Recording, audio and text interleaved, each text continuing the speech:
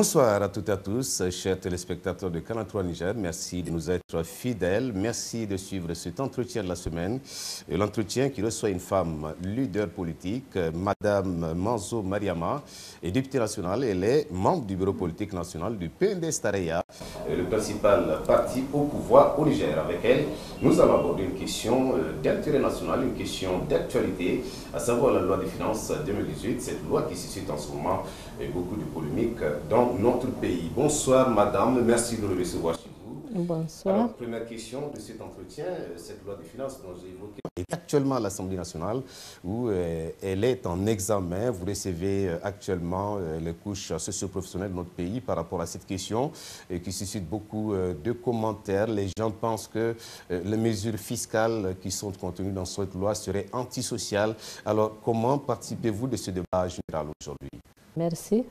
Comme vous venez de le dire, la loi de finances suscite beaucoup de débats. Et je pense que ces débats-là, c'est parce que les gens méconnaissent vraiment le contenu et qu'ils ne l'ont pas assez étudié. Et cette loi nous a été envoyée à l'Assemblée nationale et on l'a étudiée de fond en comble au niveau de toutes les commissions générales.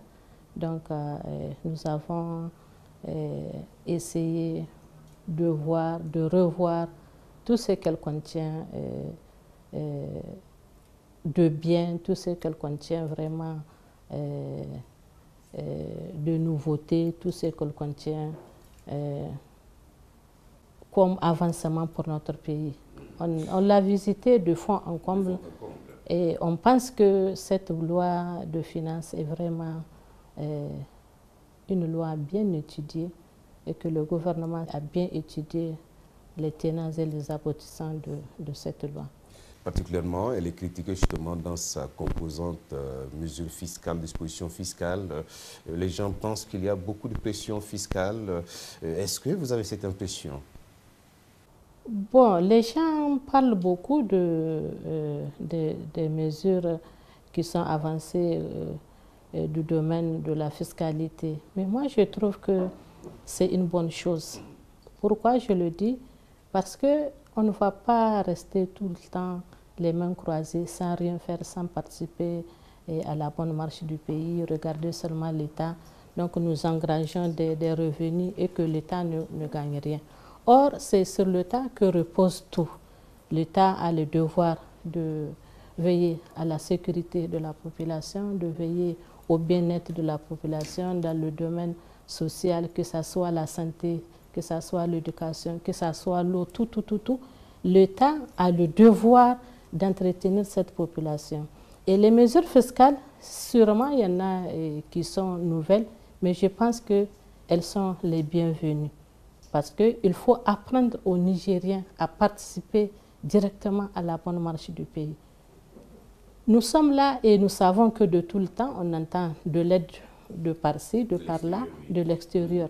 Cette aide-là, ça provient de la participation de la population, de leur population. Donc c'est à travers cette aide-là que nous aussi, on nous envoie au Niger comme aide. Alors nous aussi, nous devons quand même participer et ne pas attendre tout le temps que ça nous provient de l'extérieur. On doit aussi essayer de mettre la main dans la pâte, donc essayer de cotiser. Le droit de l'État, on doit lui donner ça pour que l'État marche. Il y a aussi ce débat d'ordre général. D'aucuns pensent que les Nigériens ne mobilisent pas assez d'impôts, ne mobilisent pas assez de taxes. Est-ce que vous avez cette impression? Oui, c'est comme ça. Et pourquoi il y a le débat autour de cette question? C'est parce que le Nigérien ne veut pas mobiliser, ne veut pas payer les taxes. Or, on doit apprendre vraiment à payer nos taxes régulièrement. On doit être vraiment des vrais citoyens. C'est-à-dire que de la façon dont nous avons, l'État doit nous faire quelque chose, nous aussi, en compensation, nous devons aussi payer nos taxes pour que l'État rentre dans ses droits et pour pouvoir vraiment travailler pour le bien-être de la population. Vous avez évoqué tout à l'heure les secteurs sociaux de base, où vous disiez que cette loi, dans ce domaine-ci, serait en tout cas très importante. D'aucuns pensent qu'il n'y a pas beaucoup d'allocations en fait aux secteurs sociaux de base. Vous avez étudié cette loi de finances. Qu'en est-il? Est-ce que nous sommes dans ce cas-ci?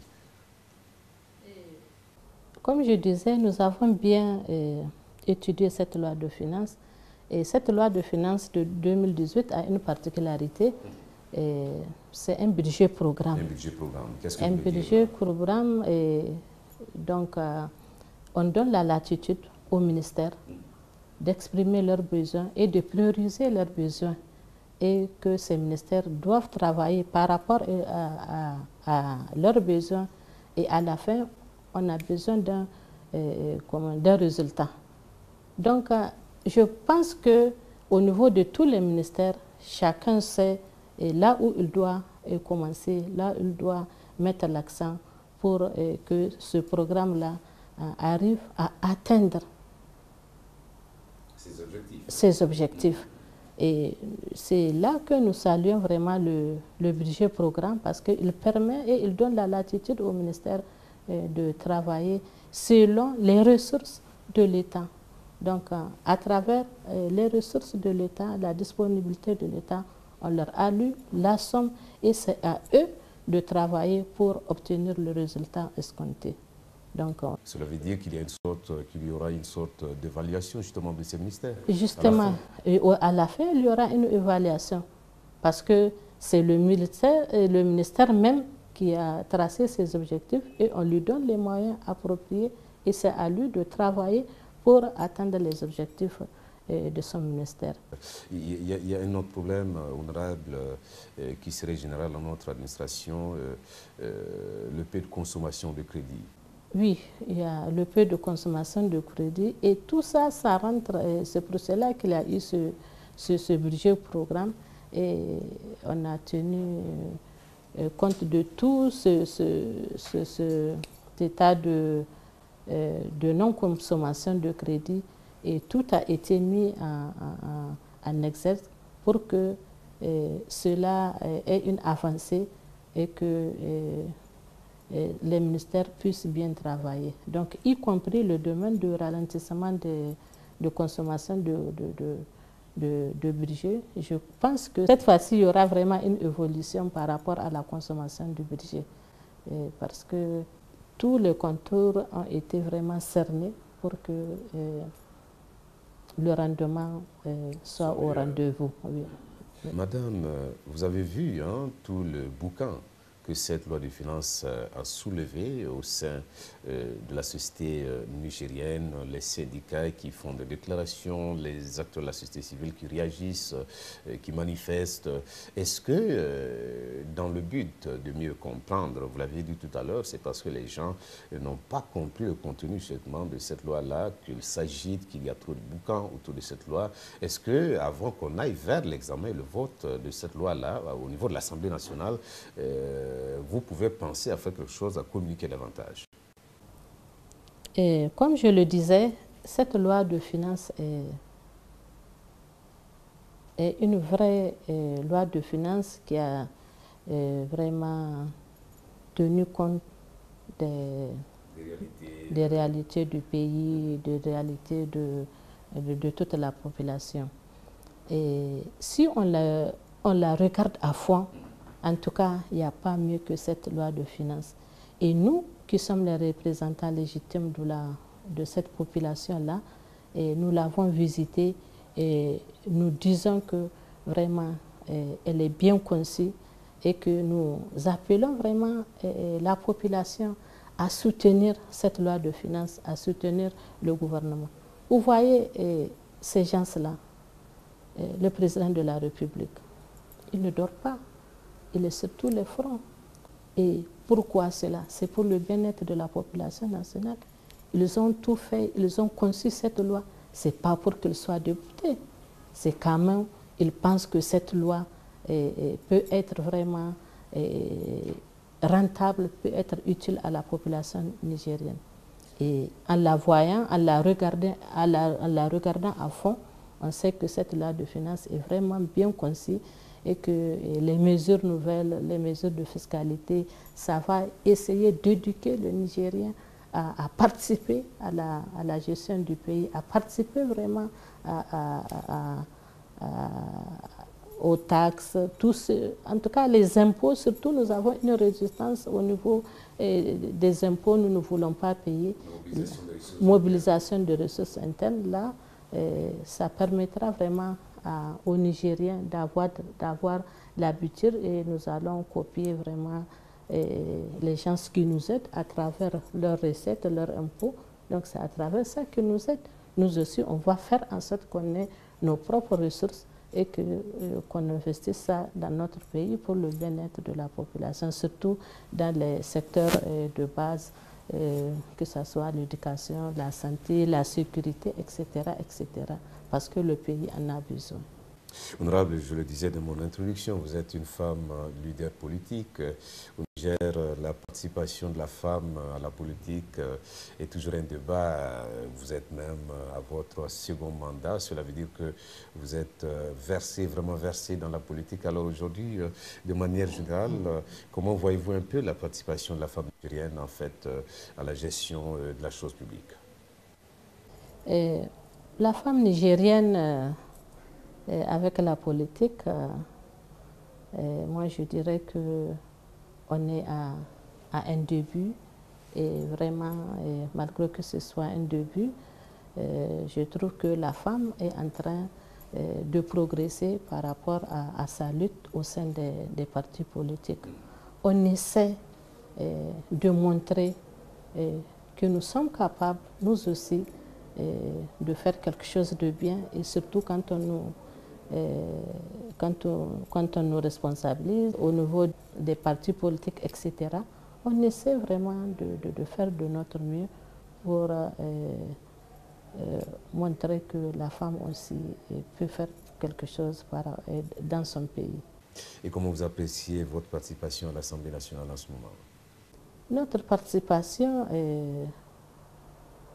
on participe comment dirais-je, au niveau de l'Assemblée nationale, normalement, au niveau des commissions, nous faisons notre travail, nous venons à l'heure, nous participons, nous donnons notre avis par rapport à la vie de la politique, à la vie du pays tout court.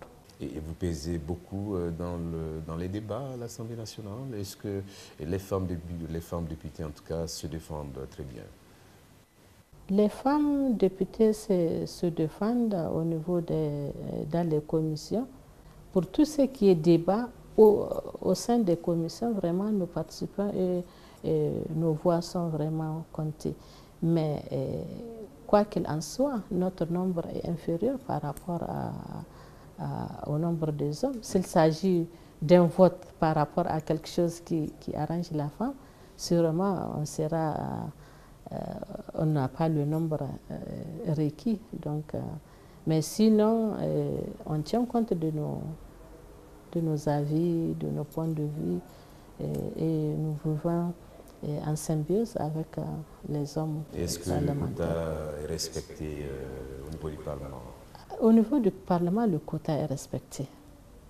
Mais seulement, le problème qui se pose, nous nous plaignons. Une fois j'ai participé à un débat chez vous, nous nous plaignons du fait qu'il n'y a aucune femme, par exemple, dans les instances dirigeantes. Bon, si je dis l'instance dirigeante, par exemple, c'est le bureau, on a toujours le rôle de secrétaire. Il y a jusqu'à 3 secrétaires. Il n'y a jamais eu de présidente, vice-présidente? En tout cas, ça fait mon deuxième mandat, il n'y a pas de présidente, il n'y a pas de vice-présidente au niveau de l'Assemblée nationale. Vous avez eu à poser ce problème à l'Assemblée nationale? Est-ce que vous vous battez pour que ça puisse changer? Oui, nous nous battons. Comme je vous dis, le nombre vraiment, notre nombre est inférieur par rapport à... Il y a toujours la question quand on dit démocratie, il y a le vote qui intervient. Donc si on vote, sûrement on sera battu. Mais chaque fois, on réclame, on va continuer à réclamer. On va voir ce que ça va donner. Honorable, votre mot de fin. Mon mot de fin, c'est un appel à l'endroit de la population. Cette population doit avoir confiance au gouvernement. Elle doit avoir confiance à ses élus. Nous sommes là au nom de cette population et nous allons agir à son nom et dans le cadre de son bien-être. Cette loi de finances est bien calculée, elle est bien établie et nous voulons que la population accompagne le gouvernement, accompagne ses élus. Nous sommes les élus légitimes. C'est nous que le peuple a mandaté pour venir ici. Je ne dis pas qu'il y a des gens qui se réclament représentants du peuple, mais nous sommes censés être les représentants légitimes du peuple et qu'ils doivent avoir confiance en nous en accompagnant le gouvernement à l'exécution de cette loi de finances 2018. Qu'ils aient confiance au gouvernement, qu'ils aient confiance en nous. Inch'Allah, nous allons voter cette loi et ils verront que le quotidien du Nigérien va changer, Inch'Allah. Honorable, merci pour cet entretien que vous avez bien voulu nous accorder, chers téléspectateurs de 43 Niger. Nous sommes à la fin de cet entretien de la semaine. Nous recevions pour vous l'honorable député Manzo Mariama et les membres du bureau politique national du PNDS Taria. Nous l'avions reçu pour échanger. Vous nous aviez suivis sur cette loi de finances 2018 au Niger qui suscite tant de polémiques et qui est actuellement en examen à l'Assemblée nationale. Merci de l'avoir suivi, ce serait à la prochaine.